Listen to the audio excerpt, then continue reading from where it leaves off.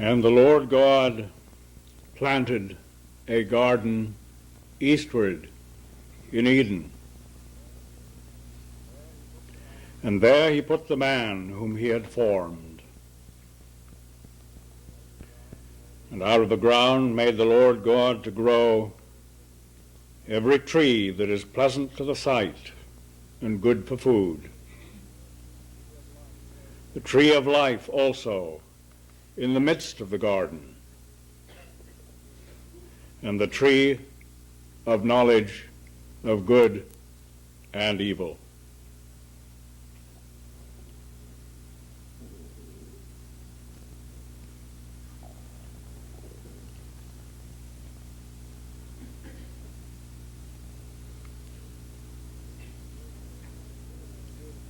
Here is a beautiful portrayal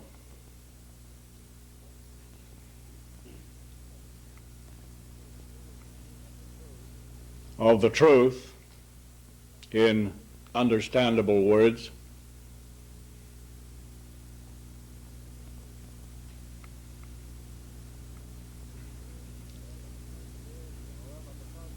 However, because the words are understandable, this does not mean that what is being said is necessarily comprehended.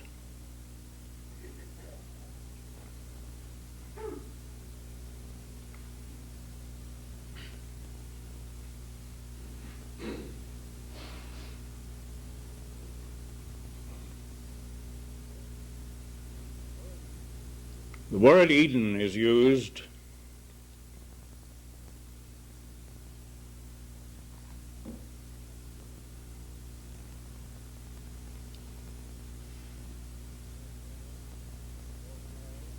to portray the manifest world, which indeed would include the planet Earth, but is vastly more than the earth.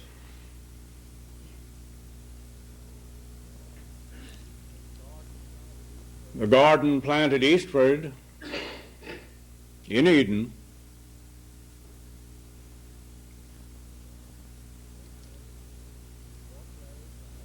portrays the heaven,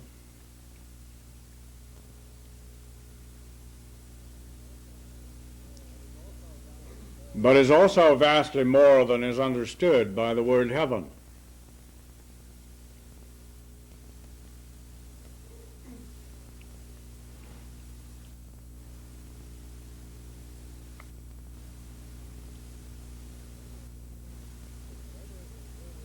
Whatever is included in Eden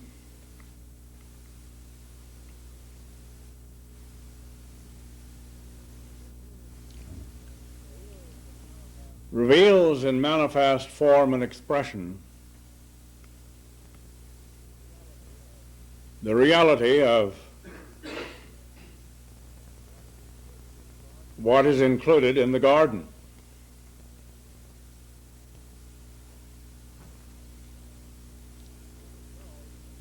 This is so when man is on hand in the midst of the garden.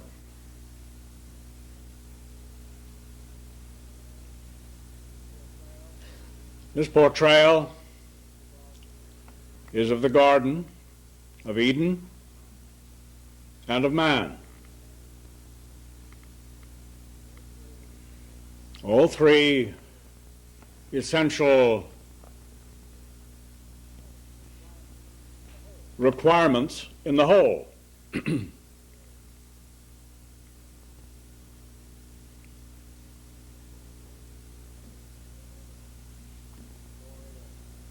The story of the Garden of Eden and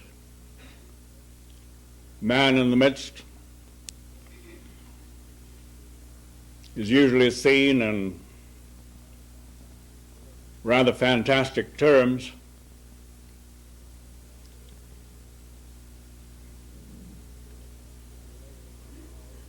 relating somehow to the material world.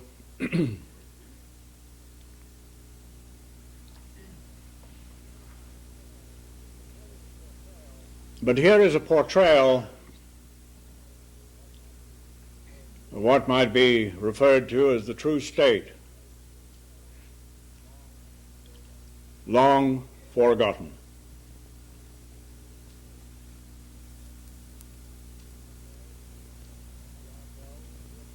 We ourselves presumably have some comprehension of these things,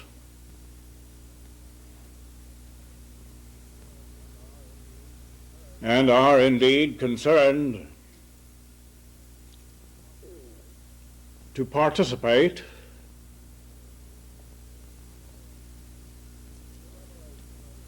in the revelation of whatever this truth is. Something obviously has first to be remembered. If I use this particular passage out of the book of Genesis in the Bible,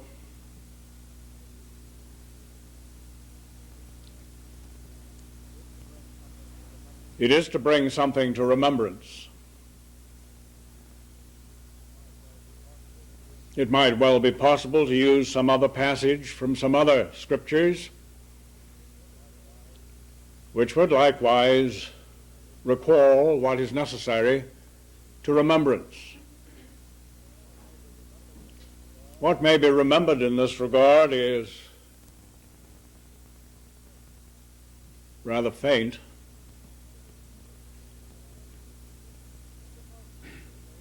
But with most people, there is a sense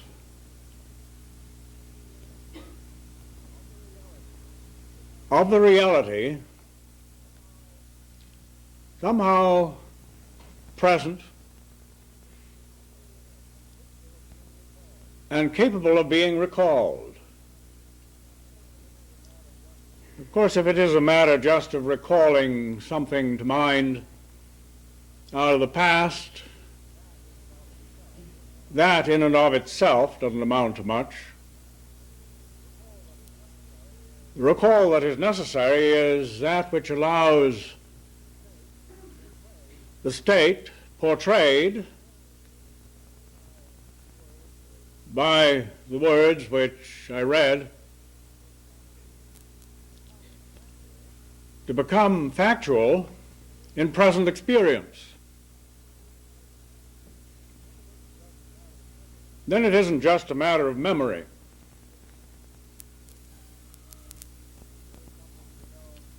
Here is something to be known now.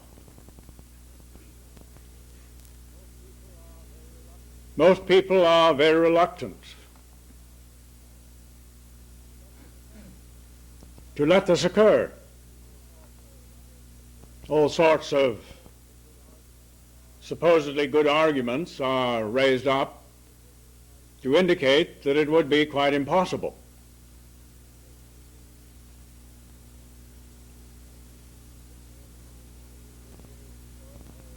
This is, of course, a rationalization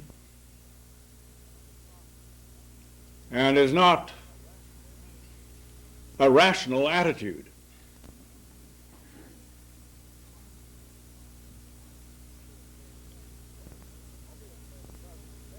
Obviously, the present state is unsatisfactory to most people. And yet how obstinately human beings refuse to allow it to be any other way.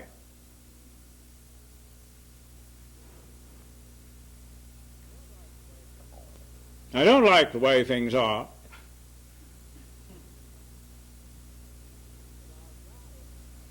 But I'll die if I have to keep them that way.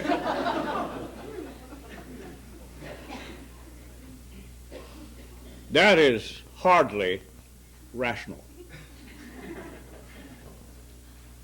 And yet it is the factual situation, insofar as the vast majority of human beings on earth is concerned.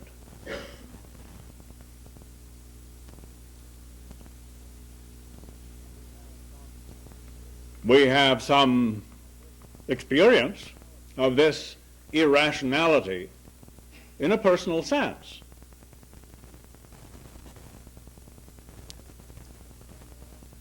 I think the general attitude is a resistance to change. People claim to want something different. But when it comes to allowing something different actually to occur,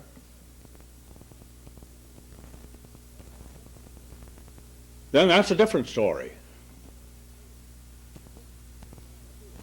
Resistance appears.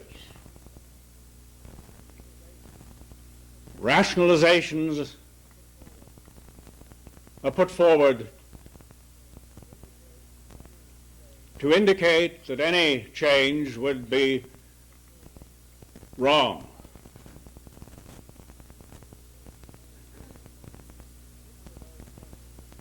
Particularly those changes which are suggested by somebody else.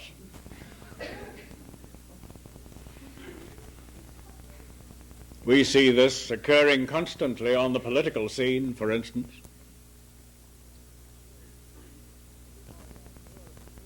Everybody, I'm sure, agrees that something should be done. But nobody agrees as to what.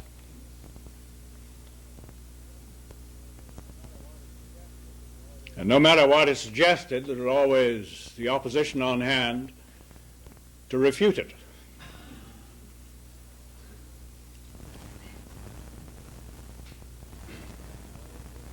In a sense, I suppose this is right and proper, because anything that human beings do will be wrong and make things worse.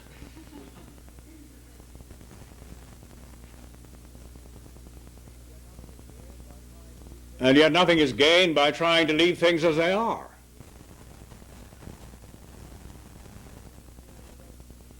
Only deterioration can occur on that basis. We have a state of affairs propped up by scaffolding, so to speak, because it's falling apart.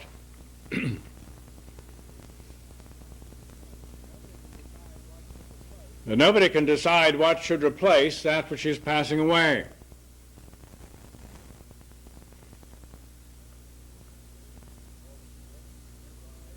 All the suggestions that arise are based in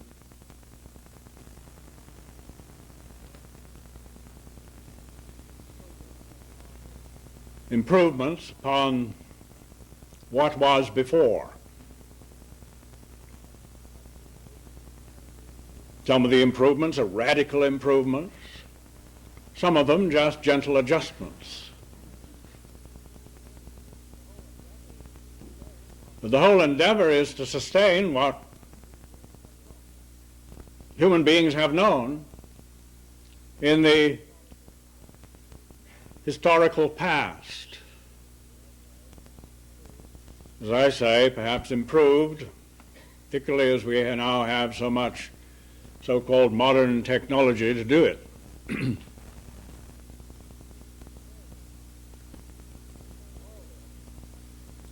But all this is a futile and purposeless endeavor, leading nowhere.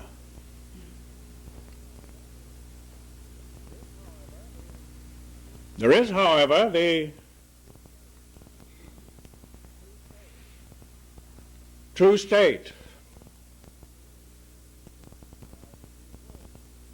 described in these words. The Lord God planted a garden eastward in Eden, and there he put the man whom he had made.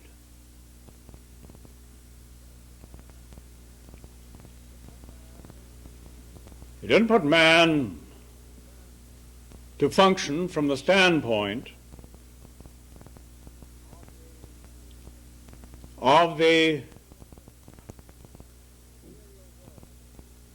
material world from the standpoint of Eden. He put him in the garden, in the midst of the garden.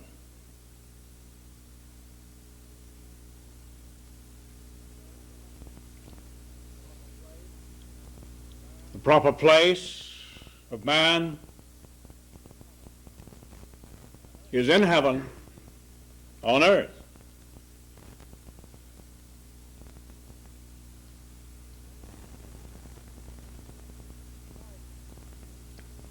We might, for a moment, look at the garden, at least what we can see of it, which isn't much. Because, according to the story, man was ejected from it. Of course, we know very well that he ejected himself.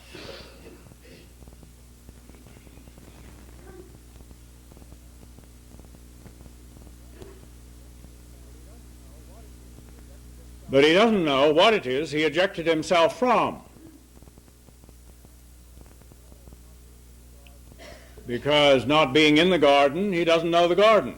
He doesn't know what it is.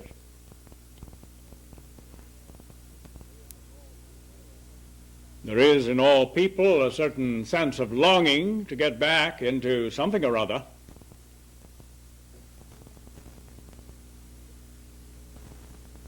A different state. But what the real state is has been, as I say, forgotten.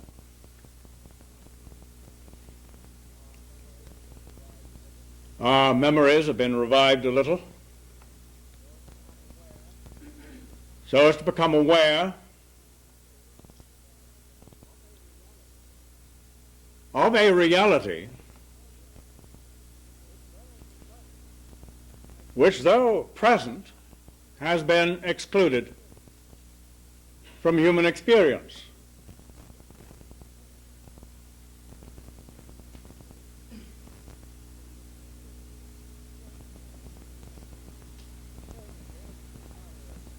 Referring again to this matter of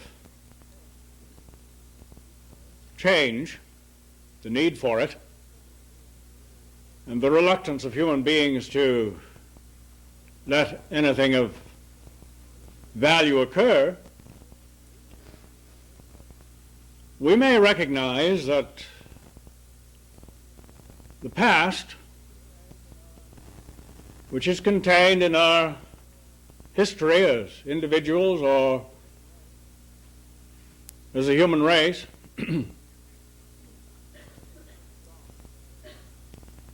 is gone. We can't do anything about it. We can't change the past. A lot of people fuss about the past, mind you. But it's utter futility. You can't change a thing.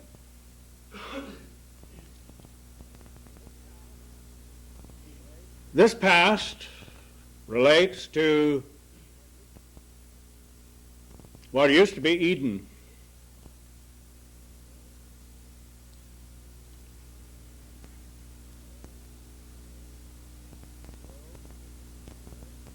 The world, inclusive of the earth,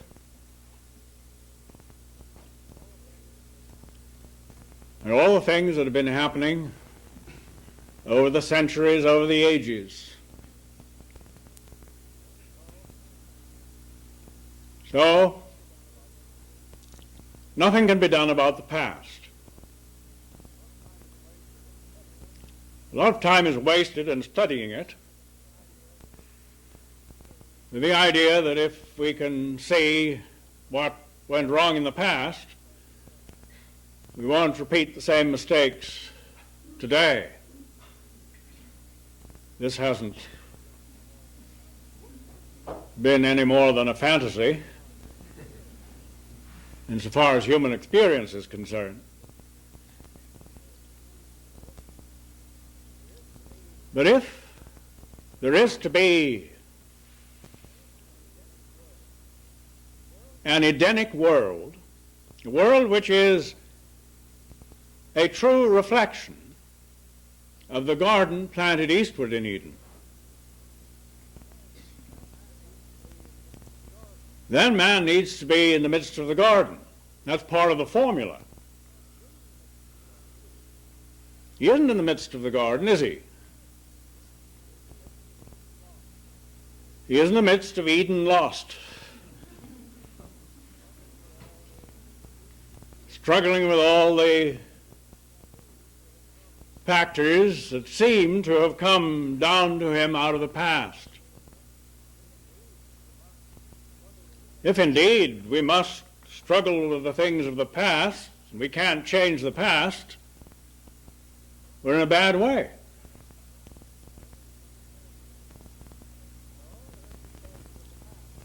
So that disposes of the past.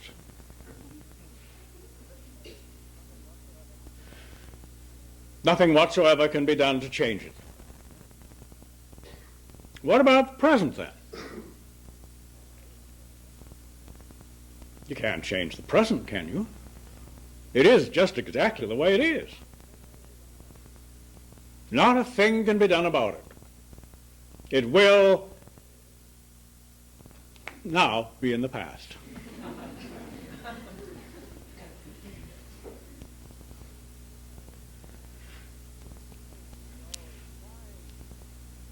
So trying to change the state of affairs by struggling with the present is futile. As I say, the present is the way it is.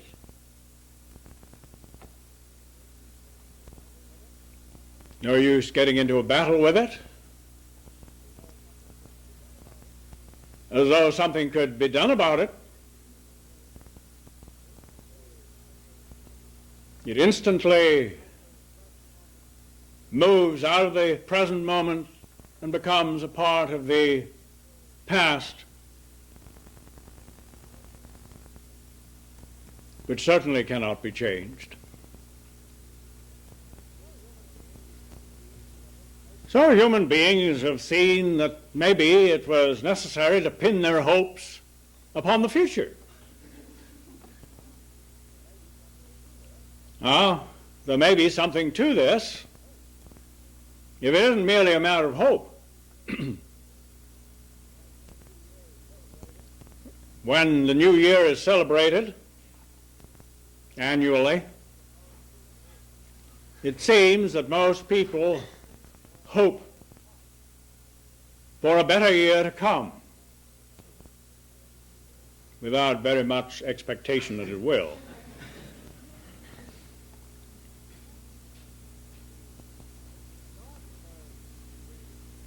The garden was, as we know, planted eastward in Eden.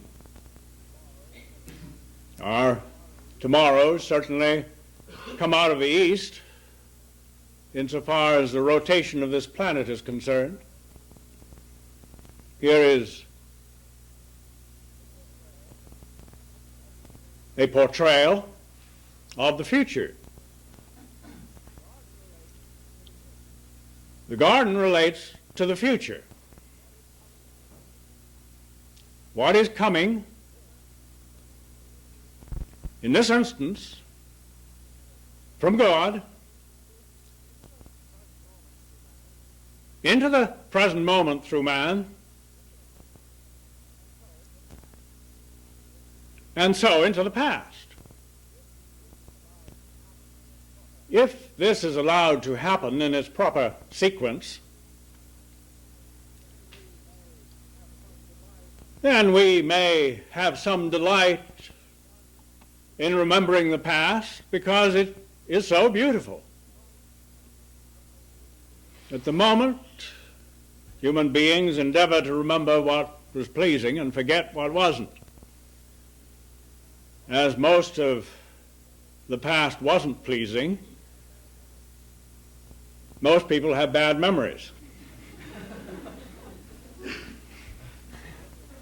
And in endeavoring to remember what was pleasing, for the most part, they invent it. It's a fantasy. It wasn't that way at all. It's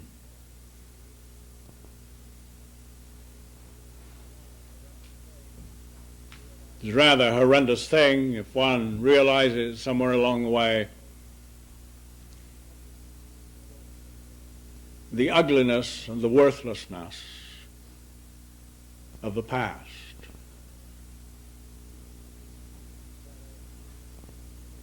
It seems better to take artistic license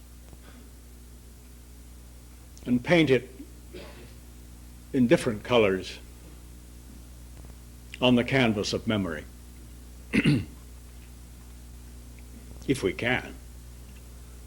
Some are better artists at this than others.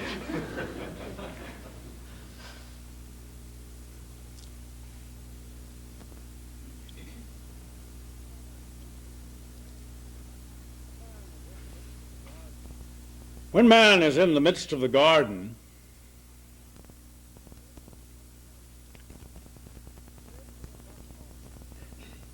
he lives in the present moment.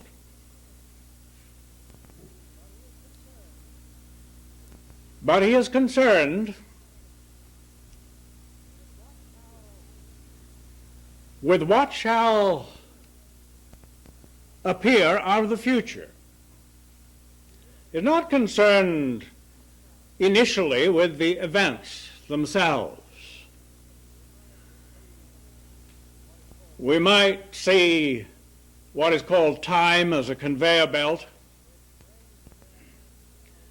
which brings events out of the future to the present moment and then into the past. The question is as to what those events shall be.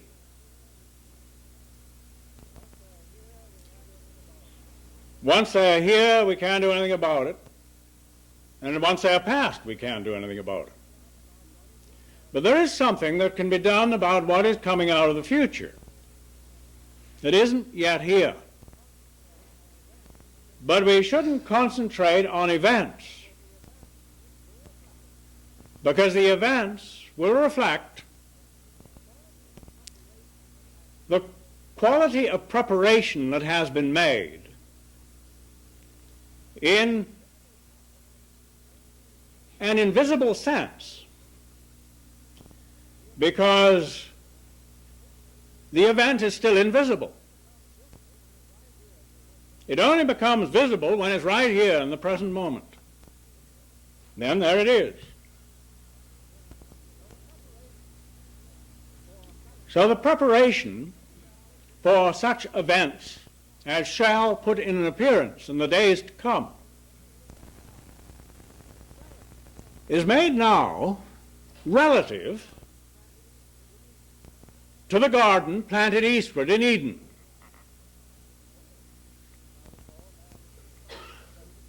As I recall, man was instructed to dress it and to keep it. Not particularly to dress and keep Eden, the manifest world. That's gone by.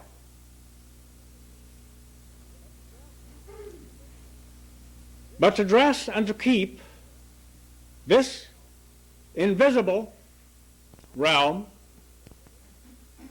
of the garden, which is heaven.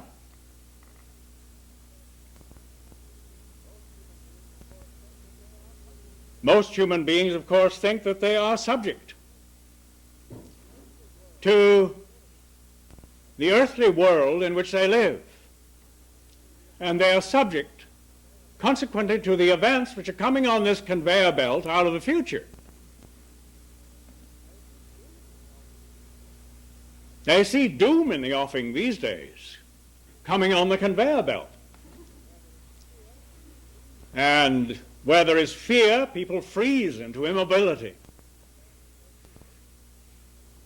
And that which they feared comes upon them.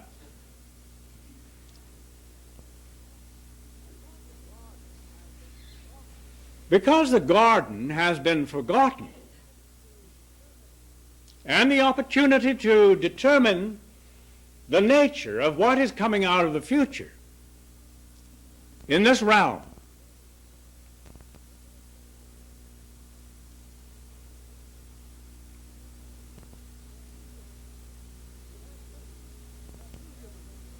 It has seemed to human beings that they were subject to the whims of fate.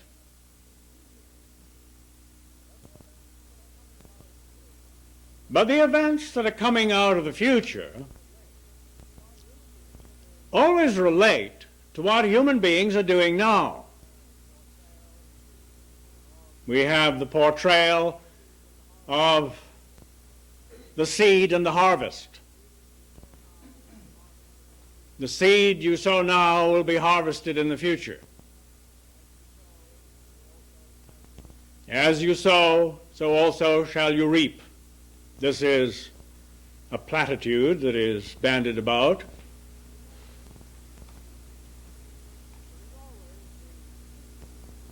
But there is always the sneaking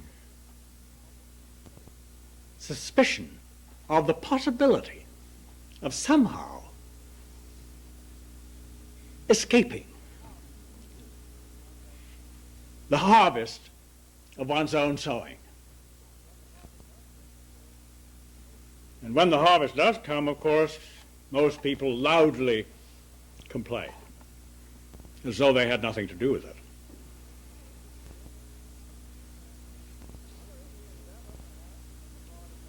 Now there is the endeavor, perhaps, on the part of many to try to influence the future.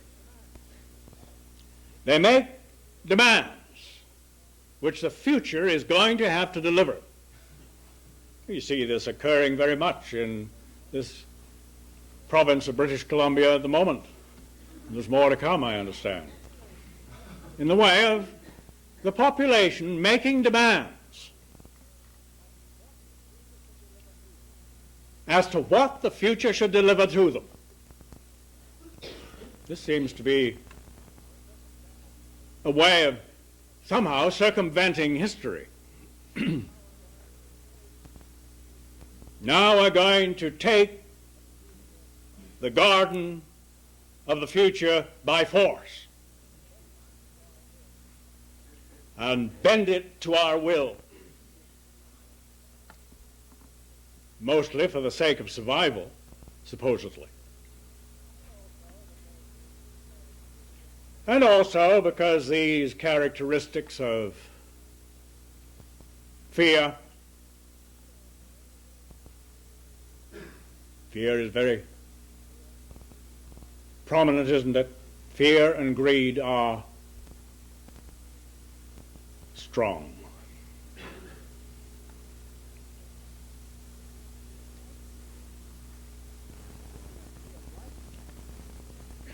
If there is to be a right future, it must come in the way that it was designed to come, and not on the basis of human demand.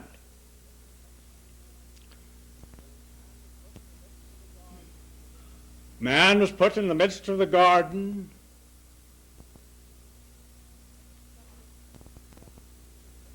and instructed to dress it and to keep it, not to demand anything from it. But one might say to do what was right.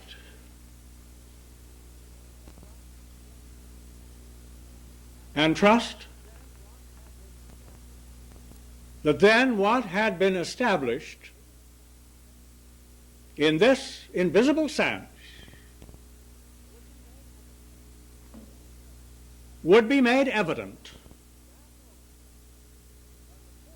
in that moment when the form of it reached the present moment.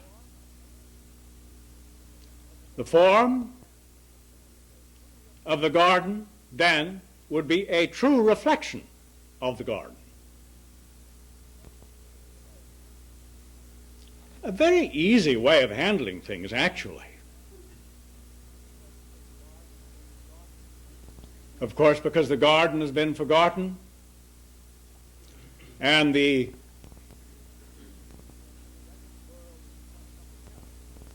Edenic world has become something else by reason of the fact that the garden has been forgotten.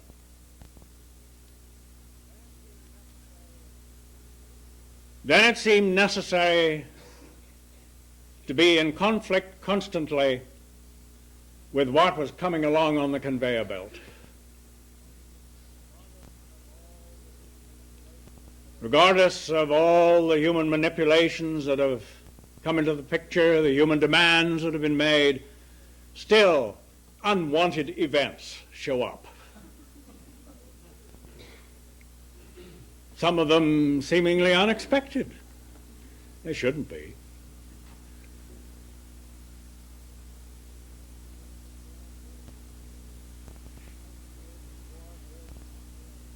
Attention is toward this lack of an Edenic world.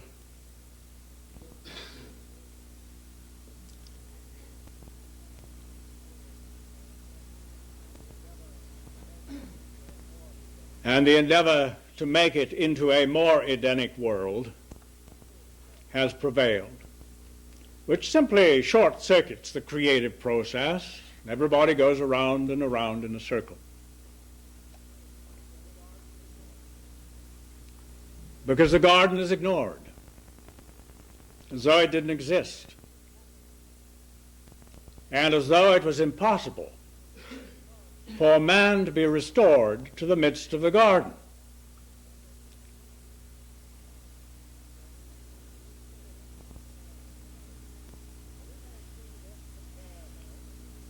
Now, we may see this conveyor belt of time bringing events out of the future. These days, I don't know how it seems to you, but I think that conveyor belt's been speeded up. This is the first day of the third month of 1981. Where did the second month go?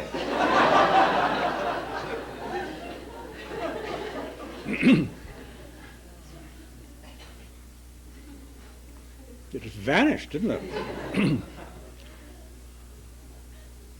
The conveyor belt is gathering speed, no doubt. And events are coming thick and fast. What shall those events be? Do we have any say in the matter? Man, in the midst of the garden, has a complete say in the matter within the context of the cosmic whole. Of course, humanly speaking, the cosmic whole has been completely ignored because the garden was ignored and there was no sense of relatedness to the cosmic whole. But in the midst of the garden, there is that sense of relatedness. And one would never do anything which would be a violation of what it is that is unfolding in the cosmic whole. But one has a responsibility right here to allow what is so unfolding to be brought to focus and allowed to take form in the event which comes to be experienced in the moment.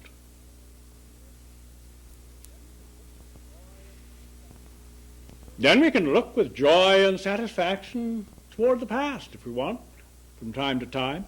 Of course, we'll find ourselves so occupied with handling our responsibilities relative to the garden planted eastward in Eden, we won't have all that much time to soliloquize about the past. Because the past might be said, well, it gets better and better.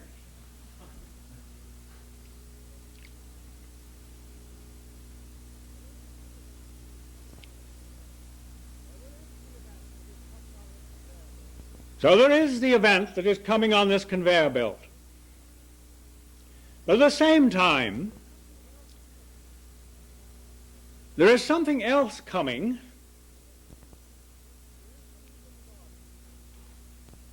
to be received in the garden.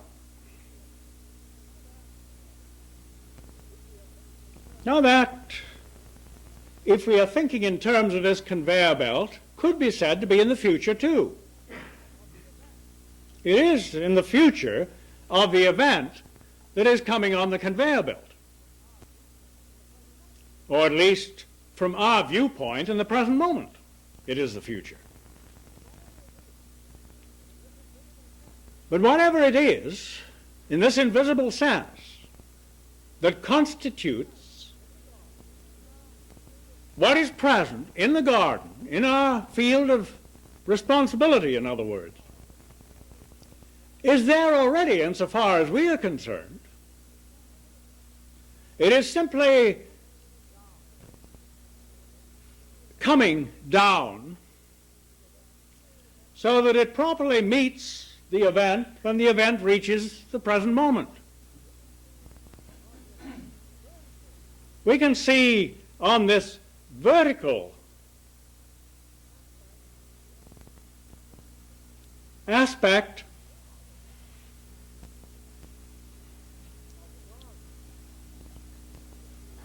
of the garden that the things that are closest to us relate to immediate events, but things that are further up the upright relate to more far distant events. Now, we get far enough up there, we find ourselves beyond the field of our particular responsibility. We get out further and further into what is coming relative to the cosmic whole.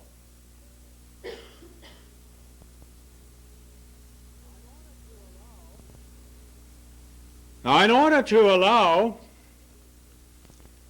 the garden which is planted eastward in Eden to become known in our experience,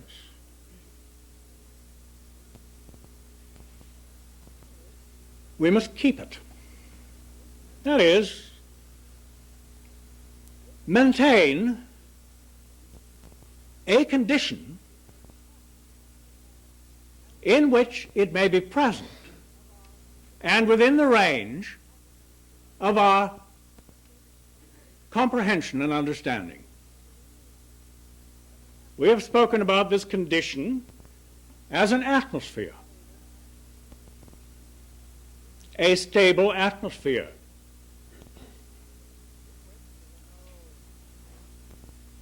In which there are no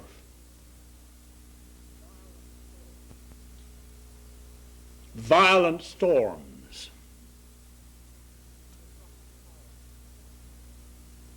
to disrupt the power lines, to disrupt the connection. We have seen the importance of holding steady, moment by moment in our living, so that we are not swept hither and yon by emotions, subliminal emotions, which rise up and seek to govern what we do and what we say and how we think. If that is happening, we're in this meaningless circle. We're trapped. It is what is happening in the experience of most people. We all know something about it. And when something does rise up in that way, we do rationalize it. We always have the cart before the horse. The rationalization comes so quickly that we think the rationalization preceded the feeling, but it didn't. We become experts at this, at deluding ourselves. The whole world is deceived on this basis.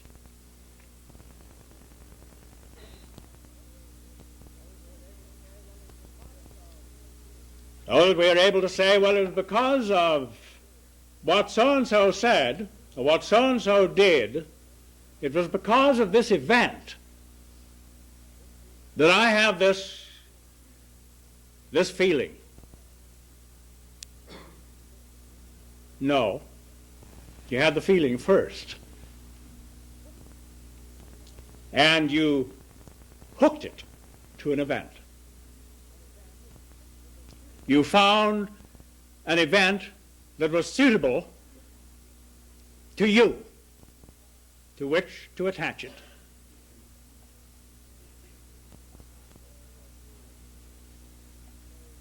The story of the staid professor taking off his coat, shall I emulate him, and then his tie and then his shirt in front of the class, which he was able to explain satisfactorily to himself on the basis of the fact that he was doing it because he felt hot, or whatever the reason given was. But it wasn't that at all, was it? Those who had established the suggestion knew it wasn't that. But the individual who participated in the experience didn't know a thing about it. We need to realize this with respect to our living. Whenever we have a seemingly good reason for doing something on the basis of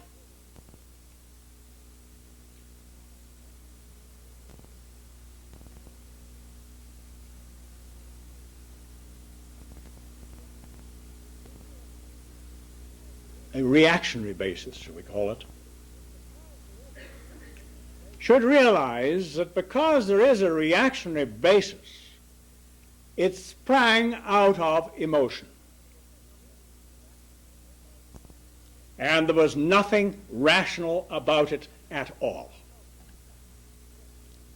To maintain our self-respect as we think, we rationalize, so as to make it seem, to ourselves at least, to be a rational reaction. It is only natural, we say, that we should get into this disturbed condition and that we should say things, nasty things, and all the rest. It isn't natural at all. It is because one is subject to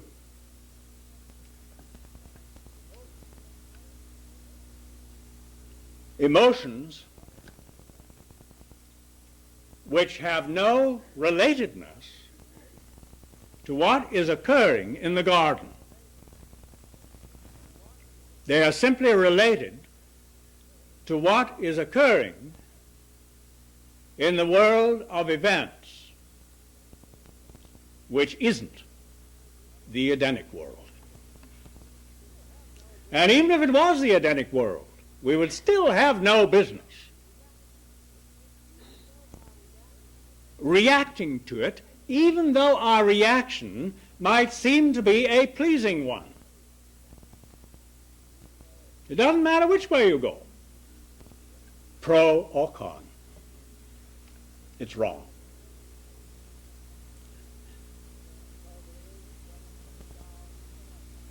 And so there is what is coming down in the invisible sense in the garden to be considered, because in that realm everything is very malleable. You know, it's malleable in your realm of thought, isn't it? You can think this way or you can think that way. No big deal. It's only when we have something seemingly crystallized in form that it becomes a bigger deal to change it around.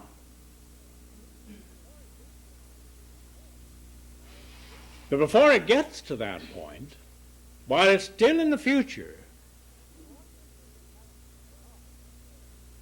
the ordinances of heaven can be known, so that the dominion of them can be set in the earth. Then the events that come along will simply portray, reflect what has already been established vibrationally. They do, of course, anyway. They're going to do that anyway. The trouble is that what has been established vibrationally has been so distorted. And the events reflect that. They can't help themselves. They do it. How easy, then, to restore the world? That all the events that are coming along on the conveyor belt may, insofar as our field of responsibility is concerned, be a true reflection of what is present in the garden. We have absolute responsibility in this.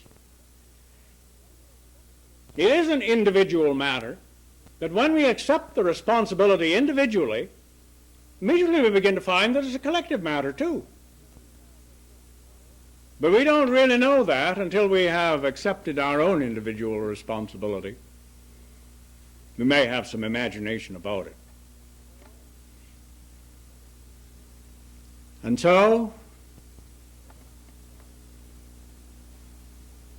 we look after the garden.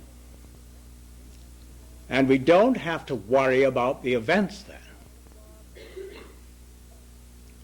We look after the garden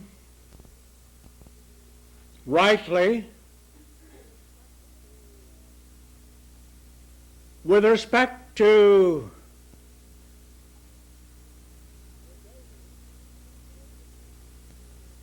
a baby that is enfolded in pregnancy. We see the event coming. What shall that event portray when it arrives? The mother has a responsibility in this, not the only one, but the primary one. We see an event coming in the Human Unity Conference in Vancouver in July. How in the interim we handle what it is that is coming down invisibly will exactly determine the nature of that event. We have, obviously, the responsibility for it. We may say, well, there are others involved too. Yes, there are others involved. But if we handle our responsibility correctly, it'll come out the way it should come out in view of all these factors which are being drawn to focus.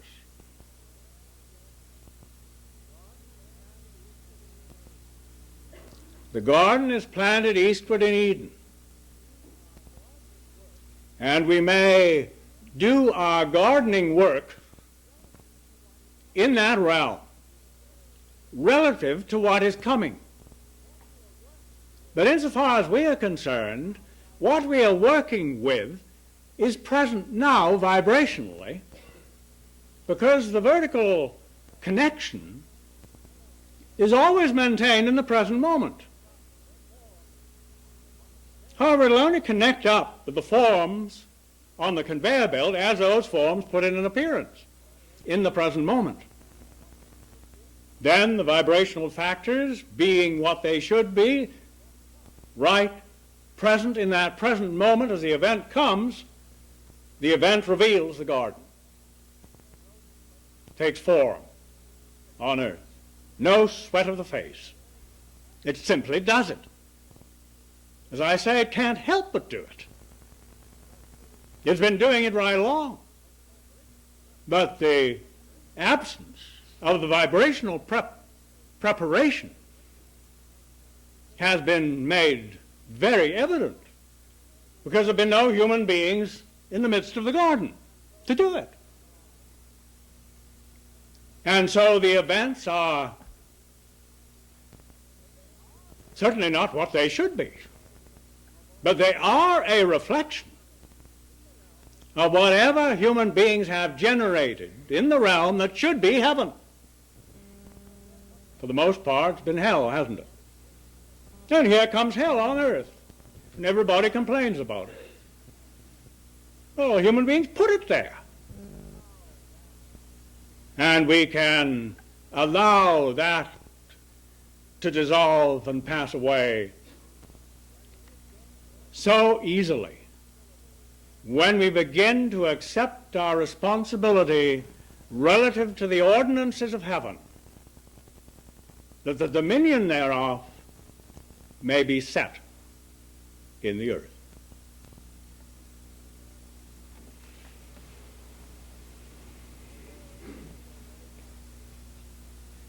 Oh Lord, we are so very thankful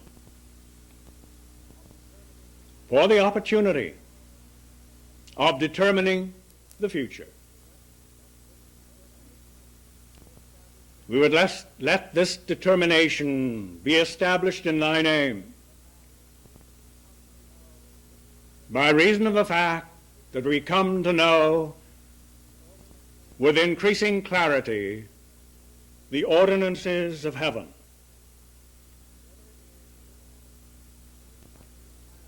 Whatever it is that is rightly planted in the garden eastward in Eden, we would tend it and keep it, that all that is there correctly established may in its seasons of correct sequence take form in the present moment, now and those yet to come. So once again, may there be an Edenic world because of this beautiful garden planted eastward in Eden. Amen.